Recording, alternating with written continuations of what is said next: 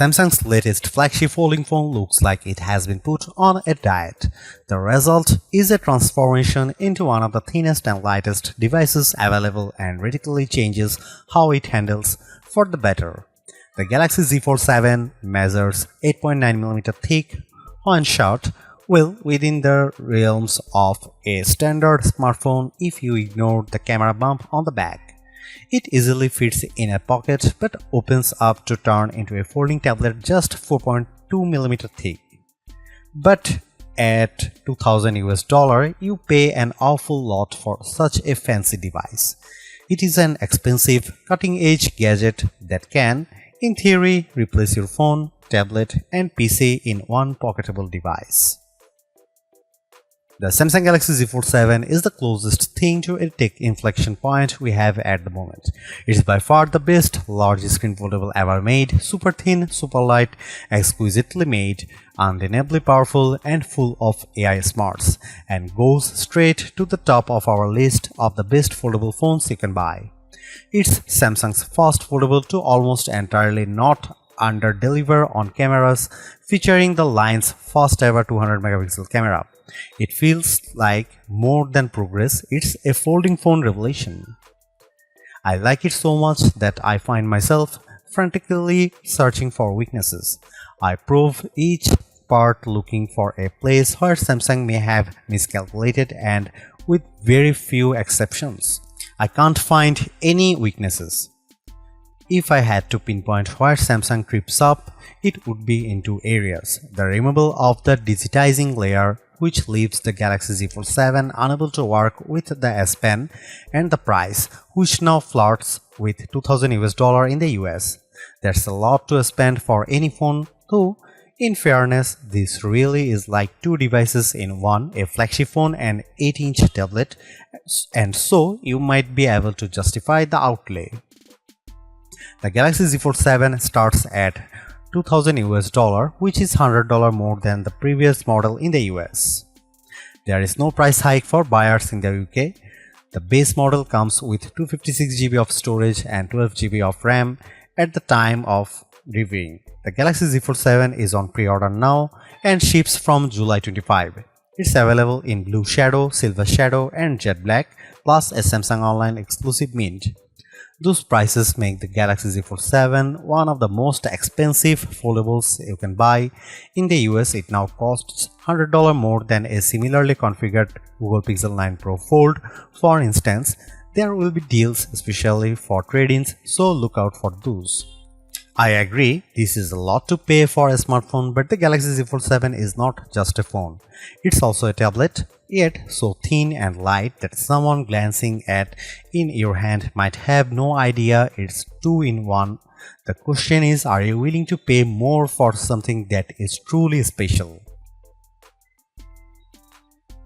There was nothing much wrong with the Samsung Galaxy Z Fold 6's camera array.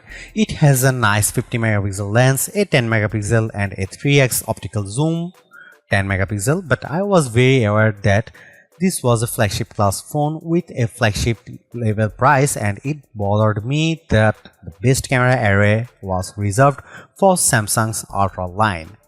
That is no longer the case. The Samsung Galaxy Z Fold 7 has a new camera system with two notable upgrades and one disappointment. Here's the full camera system: 200MP wide camera, 12MP ultra wide, 10MP 3x telephoto, 10MP cover screen, 10MP main screen. The big news here is the new 200MP sensor that, while similar to what's found in the Samsung Galaxy S25 Ultra, has been re-engineered to fit into the Galaxy Z Fold 7's super slim frame. Like most high megapixel smartphone cameras, this one defaults to a 12MP shot, combining the information from multiple pixels for better clarity, contrast and colors. It does a nice job, but there is a very good reason to shoot at the full 200MP. Doing so lets you crop into almost any picture detail without losing clarity. Here you can see some camera samples of the Samsung Galaxy Z Fold 7.